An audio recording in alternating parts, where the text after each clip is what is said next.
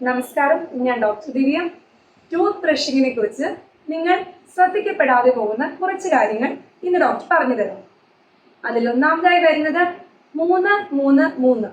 അങ്ങനെ നിങ്ങൾക്ക് ഓർത്തിരിക്കുക.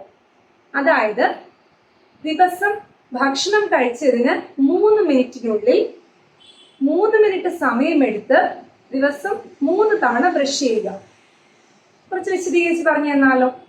അതായത് ഭക്ഷണത്തിന് ശേഷം അതിലടങ്ങിയിരിക്കുന്ന ആസിഡുകളും അതുപോലുള്ള മറ്റ് വസ്തുക്കളും പല്ലിൽ പ്രവർത്തിച്ച് ഇനാമലൊക്കെ ലയിച്ചു പോവാണ്ടിരിക്കാൻ നമ്മൾ ഭക്ഷണം കഴിച്ചതിന് 3 മിനിറ്റിനുള്ളിൽ തന്നെ ബ്രഷ് ചെയ്യുക.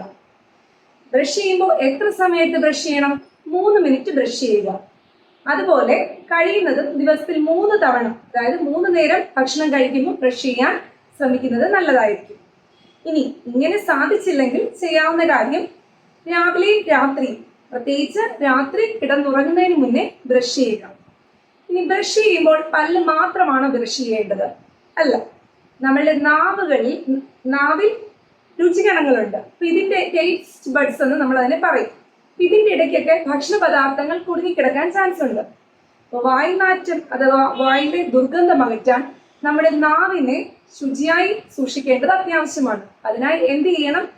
ടൂത്ത് ബ്രഷ് ഉപയോഗിച്ച് തന്നെ ടങ്ക് ക്ലീൻ ചെയ്യാൻ പരിശ്രമിക്കുക. ഇനി അടുത്തൊരു ചെറിയൊരു കാര്യം നിങ്ങൾ ശ്രദ്ധിക്കാതെ പോകുന്നത്, നമുക്കൊരു വൈറൽ ഇൻഫെക്ഷനോ അല്ലെങ്കിൽ ത്രോട്ട് ഇൻഫെക്ഷനോ പനിയോ ഒക്കെ കഴിഞ്ഞിരിക്കട്ടെ, ഇതിന് ശേഷം നമ്മൾ ഉപയോഗിച്ചിരുന്ന ബ്രഷ് മാറ്റുന്നത് വളരെ നല്ലതാണ്. അതായത് ബാക്ടീരിയയും വൈറസും ഒക്കെ ഈ ബ്രഷിന്റെ നാരുകൾക്ക് നമ്മൾ ബ്രിസിൽസ് എന്ന് പറയും. ഈ ബ്രഷിന്റെ നാരുകളിൽ അടിഞ്ഞിരിക്കാൻ ചാൻസ് ഉള്ളത് കൊണ്ട് നമുക്ക് എന്തെങ്കിലുമൊക്കെ ഒരു ഇൻഫെക്ഷൻ ഉണ്ടായാൽ, അണുബാധ ഉണ്ടായാൽ അല്ലെങ്കിൽ പനി വന്നാൽ അതിനുശേഷം ടൂത്ത് ബ്രഷ് മാറി പുതിയത് വാങ്ങി ഉപയോഗിക്കുക. ഇനി എത്ര നാൾ കൂടുമ്പോഴാണ് നമ്മൾ ടൂത്ത് ബ്രഷ് മാറ്റേണ്ടത്? 3 മാസത്തിലൊരിക്കൽ. അതായത് അമേരിക്കൻ ഡെന്റൽ അസോസിയേഷന്റെ ശുപാർശ പ്രകാരം നമ്മൾ 3 മാസത്തിലൊരിക്കൽ ടൂത്ത് ബ്രഷ് ചേഞ്ച് ചെയ്യേണ്ടതാണ്. അതുപോലെ തന്നെ മറ്റൊരു കാര്യം, നമ്മൾ ബെഡ് റിഡൻ ആയിട്ടോ അല്ലെങ്കിൽ മെഡിക്കലി കോംപ്രമൈസ്ഡ് ആയിട്ടുള്ള ആളുകളാണെങ്കിൽ നിങ്ങൾക്ക് ഇലക്ട്രിക് ടൂത്ത് ബ്രഷ് ഉപയോഗിക്കാം. കാര്യം അതിന്റെ എഫിഷ്യൻസി കൂടുതലായതുകൊണ്ട് പല്ലിന്റെ നല്ല രീതിയിൽ ക്ലീൻ ചെയ്ത് വൃത്തിയാക്കി എടുക്കാൻ നിങ്ങൾക്ക് ഇലക്ട്രിക് ടൂത്ത് ബ്രഷിന്റെ ഉപയോഗിക്കാവുന്നതാണ്. അതുപോലെ തന്നെ ചെറിയ കുട്ടികളാണെങ്കിൽ നമുക്ക് അമ്മമാർക്ക് ഫിംഗർ ബ്രഷ് ഉപയോഗിച്ച് അവരുടെ പല്ല് ക്ലീൻ ചെയ്തെടുക്കാം. കുഞ്ഞ് തനിയെ തുപ്പാൻ പരിശീലിച്ചതിന് ശേഷം, അതായത് ഏകദേശം 2 വയസ്സോടെ എടുക്കുമ്പോൾ നമുക്ക് ബ്രഷ് അവർക്ക് ഇൻട്രൊഡ്യൂസ് ചെയ്യാവുന്നതാണ്. അപ്പോൾ നിങ്ങൾ മനസ്സിലാക്കുക, കഴിയുന്നത് ഭക്ഷണശേഷം ബ്രഷ് ചെയ്യാൻ ശ്രമിക്കേണ്ടതാണ്. അതുപോലെ 3 മാസത്തിലൊരിക്കൽ ടൂത്ത് ബ്രഷ് ചേഞ്ച് ചെയ്യുക. നിങ്ങൾ എല്ലാവരും വീട്ടിൽ പോയി നോക്കുക എന്താണ് ബ്രഷിന്റെ അവസ്ഥയെന്ന്. നമ്മുടെ നാരുകളൊക്കെ തെറിച്ച് അലിഞ്ഞ് ആ ഒരു പരുവത്തിലായിരിക്കും എല്ലാവരും ബ്രഷ് മാറ്റുന്നത്. അങ്ങനെയല്ല, 3 മാസത്തിലൊരിക്കൽ നിങ്ങൾ ടൂത്ത് ബ്രഷ് ചേഞ്ച് ചെയ്യേണ്ടതാണ്. അതുപോലെ തന്നെ ബ്രഷ് സെലക്ട് ചെയ്യുമ്പോൾ ശ്രദ്ധിക്കേണ്ട ഒരു കാര്യം കൂടി, നമ്മുടെ ബ്രഷിലെ നാരുകൾ 3 തരത്തിലുണ്ട്. അതായത് tooth brush soft, medium, hard എന്നിങ്ങനെ 3 സൈസിൽ അവൈലബിൾ ആണ്.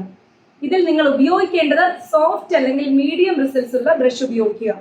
കാര്യം നമ്മുടെ പല്ലിന് തേയ്മാനം ഉണ്ടാകുന്നത് തടയാനും പല്ലുപുളിപ്പ് തടയാനും ഒക്കെ സോഫ്റ്റ് അല്ലെങ്കിൽ മീഡിയം റിസൾട്ട്സ് ആയിരിക്കും ഏറ്റവും നല്ലത്. അതായത് പല്ലുകളുടെ നാരുകളുടെ ആ ഒരു തിക്നെസ് ആണ് പറയുന്നത്. ഇനി അതുപോലെ തന്നെ ബ്രഷ് ഉപയോഗിക്കുമ്പോൾ ശ്രദ്ധിക്കേണ്ടത്, നമ്മുടെ മുഴുവൻ എനർജിയും എടുത്ത് നല്ല ഫോഴ്സിൽ ബ്രഷ് ചെയ്യേണ്ട ആവശ്യമില്ല. ഫോഴ്സിൽ ഇങ്ങനെ വട്ടം ബ്രഷ് ചെയ്യുമ്പോൾ നമുക്ക് പല്ലിന് തേയ്മാനം ഉണ്ടാവാനും അവിടുന്ന് ഇനാമൽ പല്ല് കട്ടായി പോകാൻ ചാൻസ് ഉണ്ട്. നേരെ മറിച്ച് നമ്മൾ റൗണ്ടിൽ സഫിഷ്യൻ്റ് ആയിട്ടുള്ള ആവശ്യത്തിനുള്ള ഫോഴ്സ് കൊടുത്ത് മെല്ലെ ബ്രഷ് ചെയ്യുക. ടൂത്ത് ബ്രഷ് നിങ്ങൾ വളരെയധികം ശ്രദ്ധിക്കേണ്ട ഒരു കാര്യമാണ്.